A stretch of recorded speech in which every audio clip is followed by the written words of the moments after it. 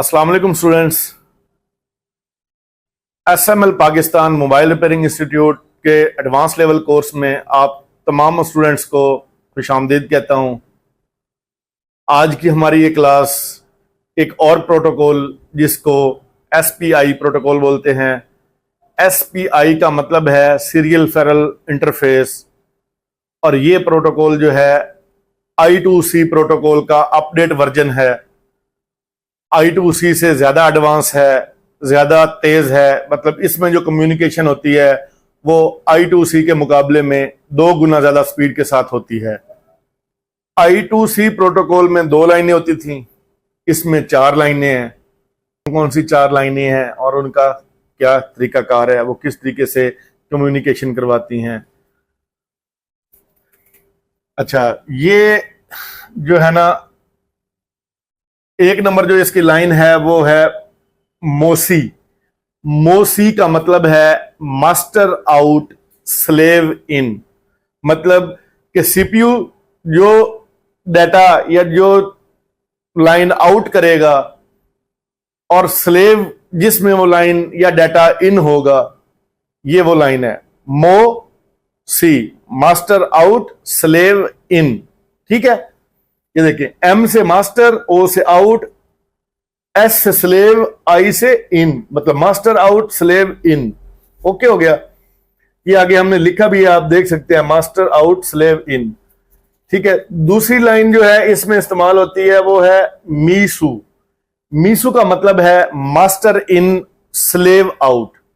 ठीक है, इससे अगली लाइन है इसकी एससीएल। ये वही धड़कन की बात मैं आपको बार बार मिसाल देता हूं, ये फ्रीक्वेंसी है, क्लॉक फ्रीक्वेंसी।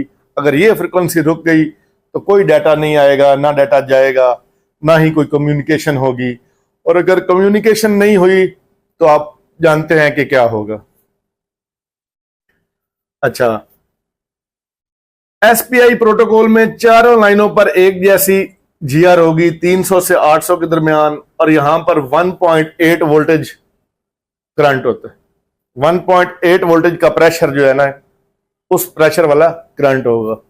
ठीक है, यहां पर जो है ना, एक चीज मैंने आपको और बतानी है कि अगर यहां पर जो है इसको पुल अप किया गया हो, अगर इन लाइनों को पुल अप किया गया हो एक रजिस्टर किसी ऐसी लाइन से जहां पर 1.8 वोल्टेज होते हैं, और उस 1.8 वाली लाइन से एक रजिस्टर लगाकर इस लाइन में वोल्टेज डाले जाते हो, तो इसको बोला जाता है पुल अप। ठीक है, अगर इन लाइनों को पुल अप किया गया है तो यहां पर वोल्टेज 1.8 होंगे, और अगर पुल अप नहीं किया गया तो फिर यहां पर जो फ्रीक्वेंसी है, ये हमारी एससीएल की लाइन, इसके मुताबिक यहां पर वोल्टेज होंगे। अब यहां पर वोल्टेज 0.9 भी हो सकते हैं, 1.0, 1.1, 1.2 के आसपास इधर इसके वोल्टेज हो सकते हैं। ठीक है, चीज और यहां पर जो देखने वाली ये है कि एसपीआई प्रोटोकॉल की जो रफ्तार है ना, ये I2C के मुकाबले में तकरीबन 2 गुना ज्यादा होती है। इसकी वजह से ये I2C प्रोटोकॉल में जब सीपीयू किसी आईसी से राब्ता करता है तो पहले एक मखसूस कोड भेजना पड़ता है। याद रखें, यहां पे सोचने वाली बात है ना कि I2C प्रोटोकॉल स्लो क्यों है और ये एसपीआई प्रोटोकॉल तेज क्यों है, इसमें क्या फर्क है। अब आप देखें, मैं आपको एक सिंपल सी मिसाल देता हूं। मेरी क्लास में ना 20 बच्चे बैठे हुए हैं। ठीक है, 20 बच्चों में से किसी एक का फोन मेरे पास रह गया। ठीक है, ये फोन किसी एक का मेरे पास रह गया 20 बच्चों में से। अब अगर मुझे ये नहीं ना पता कि ये किस बच्चे का है, तो मैं हर एक बच्चे से पूछूंगा, यार ये आपका फोन तो नहीं रह गया, आपका तो नहीं रह गया, आपका तो नहीं रह गया। मुझे टाइम लगेगा ये सारा कुछ पूछने में। ठीक है, और अगर मुझे इस सेट की पहचान है कि यार ये फोन फलां बंदे का है, मिसाल के तौर पे ये फोन जमशेद का है, ठीक है, तो मैं जमशेद को ही फौरन आवाज दूंगा कि जमशेद आओ यार ये अपना फोन लेके जाओ। तो मुझे कितना टाइम लगेगा? बहुत कम टाइम। ठीक है, I2C प्रोटोकॉल में जो क्या होता था कि स्लेव्स को जो है पहले एक कोड जाता है, वो कोड जिस स्लेव का होगा वो स्लेव अपनी एक बिट डाउन करके सीपीयू को भेजेगा, फिर सीपीयू को पता चलेगा कि हाँ भाई मेरा मुतलका स्लेव एक्टिव है, फिर वो उससे कम्युनिकेशन करेगा। ओके होगी बात।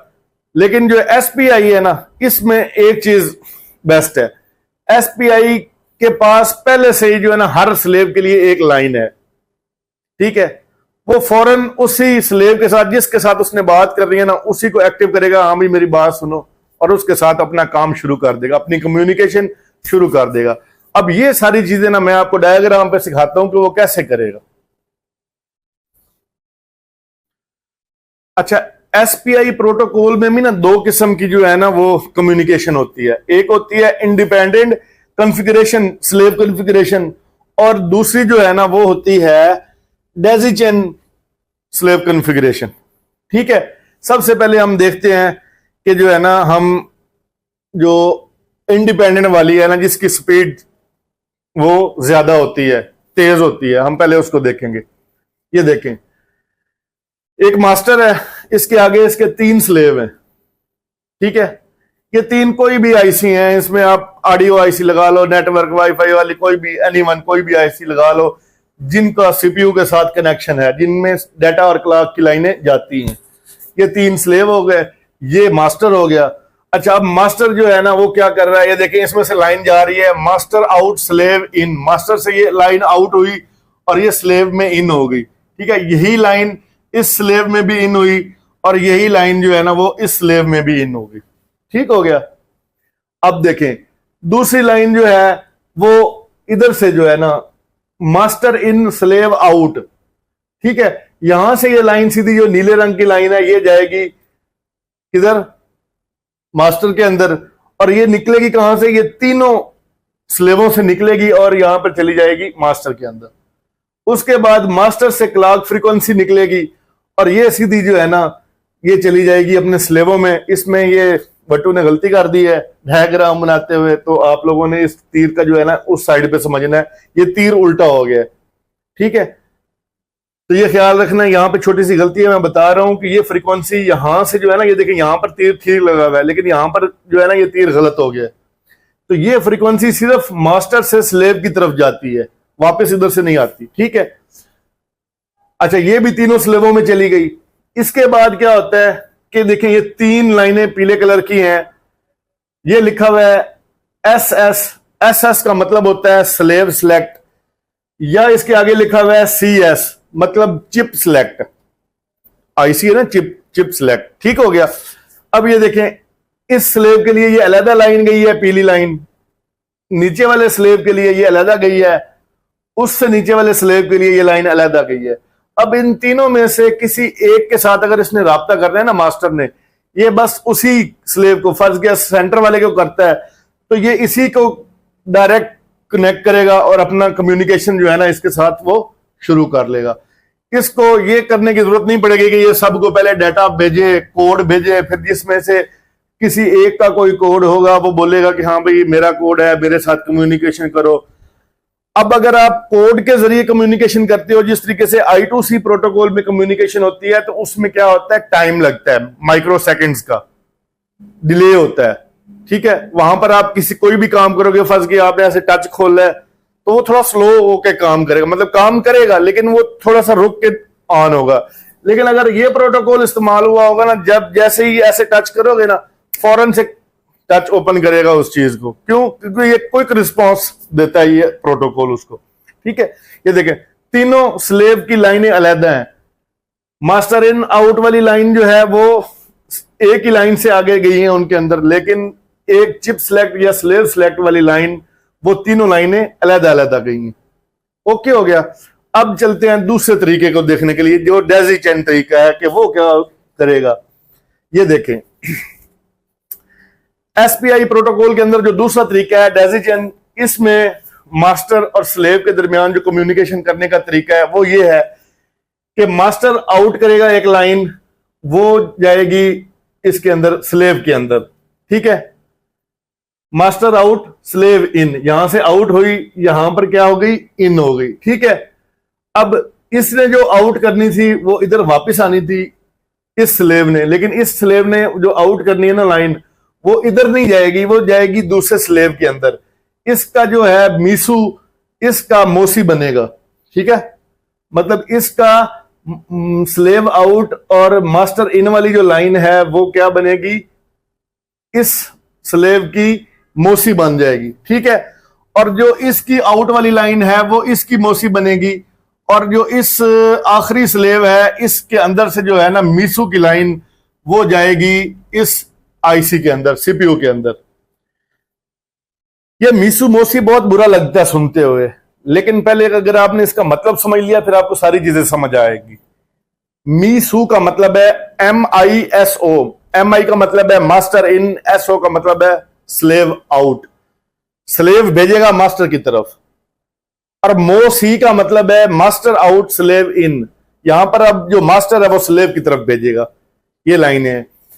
یہ ماسٹر نے بھیجی سلیو کو، اس نے بھیجی نہیں تھی واپس ماسٹر کو، اس نے ماسٹر کو نہیں بھیجی. اس طریقہ کار میں اس نے کیا کرنا ہے، اس نے یہ جو اپنی آؤٹ کی لائن ہے نا یہ اس کو بھیج دینی ہے، اور اس کے لیے یہ کیا بن جائے گی، اس کے لیے یہ ماسٹر آؤٹ سلیو ان والی لائن بن جائے گی. اور جو اس کی جو ہے نا میسو ہے وہ اس کے لیے ماسٹر آؤٹ سلیو ان والی لائن بنے گی، اور اسی طریقے سے جو اس کی میسو ہے وہ اس کے واپس آ جائے گی. ٹھیک ہے، تو یہاں سے جو یہ میسو ہے یہ لائن سیدھی جائے گی اور یہاں پر یہ ان ہو جائے گی اس سی پی یو کے اندر. ٹھیک ہے، اور اسی طریقے سے یہ جو کلاک کی لائن ہے یہ تینوں آئی سیوں میں ایک ہی لائن سے دی جائے گی. یہ دیکھیں سیدھی بھی چلی گئی، یہاں سے اس کو مل گئی، اور اسی لائن سے جو ہے نا نیچے والی سلیو کو مل گئی. تینوں سلیووں کو اکٹھی کلاک مل گئی ایک ہی لائن سے. اور جو ہے نا اس میں دوسری جو ایس ایس یا چپ سلیکٹ والی لائن ہے وہ بھی اکٹھی تینوں کو اکٹھی مل گئی ہے. ٹھیک ہو گیا. لیکن یہاں پر کیا ہے، جو پچھلا ڈائیگرام ہم نے دیکھا اس میں سلیو سلیکٹ کی علیحدہ علیحدہ لائن گئی، اس میں ایک لائن سے سب کو دے دیا. اب ظاہری سی بات ہے نا جب یہ والا طریقہ آئے گا تو اس میں اس کو ایک کوڈ بھیجنا پڑے گا ان تینوں سے بات کرنے کے لیے. ٹھیک ہے، جس کا ہوگا کوڈ وہ بولے گا ہاں بھائی میرا کوڈ ہے، میرے سے کمیونیکیشن کرنی ہے، تو ٹائم لگے گا. لیکن جو پچھلا ڈائیگرام تھا ہمارا یہ والا، اس میں دیکھو ہر آئی سی کے لیے علیحدہ لائن ہے. تو اس نے جس آئی سی سے بات کرنی ہے نا اسی آئی سی کو سلیکٹ کرے گا اور ڈائریکٹ اس سے کمیونیکیشن کرنا شروع کر دے گا. کوئی ٹائم نہیں ضائع ہوگا، کوئی کچھ نہیں، فوراً ہی کمیونیکیشن شروع ہو جائے گی. امید کرتا ہوں کہ آپ کو جو ہے نا یہ پروٹوکول کی سمجھ لگی ہوگی. تھوڑا سا مشکل ہے لیکن اگر آپ نے ویڈیو کو غور سے دیکھا، لفظوں کو سمجھ لیا اور پھر ڈائیگرام کو دیکھا، ٹھیک ہے، تو آپ کو بہتر طریقے سے سمجھ آ جائے گی. اب ہم نے اسکیمیٹک ڈائیگرام کے اندر اسی لائنوں کو دیکھنا ہے کہ یہ لائنیں جو ہماری ایس پی آئی پروٹوکول کی لائنیں ہیں وہ اسکیمیٹک میں کیسے نظر آتی ہیں. ٹھیک ہے، تو یہ دیکھ سکتے ہیں آپ، یہ موسی کی لائن ہے AW15 کی پن کے اوپر، یہ سی پی یو کے اندر. میسو کی لائن جو ہے یہ AV6 کے ہے. اچھا، اور اس کے بعد یہ جو ہے نا چپ سلیکٹ CS چپ سلیکٹ AU17 کی پن کے اوپر ہے. اور یہ CLK کی پن جو ہماری کلاک فریکوینسی ہے، یہ دیکھیں نا یہ کلاک کی فریکوینسی جا رہی ہے، دیکھو SPI CLK SPI CS چپ سلیکٹ SPI میسو SPI موسی. ٹھیک ہے، یہ ساری لائنیں سی پی یو سے ایس پی آئی والے ڈپارٹمنٹ سے نکلیں گی اور اپنے سلیوز کی طرف جائیں گی. امید کرتا ہوں کہ آپ سب دوستوں کو، سب سٹوڈنٹس کو بہتر طریقے سے سمجھ آ گئی ہوگی. اگر آپ لوگ اسی طریقے سے ایڈوانس لیول موبائل ریپیئرنگ سیکھنا چاہتے ہیں جو کہ ڈیپ انفارمیشن کے اوپر ہو، تو آپ لوگ ہماری آن لائن بھی کلاس جوائن کر سکتے ہیں. آپ لوگ ہمارے پاس فزیکلی بھی آ سکتے ہیں یہاں پر موبائل ریپیئرنگ سیکھنے کے لیے. یاد رہے کہ جو فزیکلی آتے ہیں یہاں پر ہم پریکٹیکل کام کرواتے ہیں. ٹھیک ہے، سامنے بیٹھیں گے، موبائل کھولیں گے، اس کے فالٹس ریپیئر کریں گے، اس کو سمجھیں گے کہ یہ کس طریقے سے فالٹ بنا، کس طریقے سے ریپیئر ہوا، کون سے آئی سی سے مسئلہ تھا، کیا کیا کام ہے، ساری ڈیٹیل کے ساتھ چیزیں سمجھائیں گے آپ لوگوں کو. ٹھیک ہے، اگر ہم یوٹیوب کے اوپر اتنا کچھ سکھا سکتے ہیں تو کیا ہم آپ کو فزیکلی نہیں سکھا سکتے؟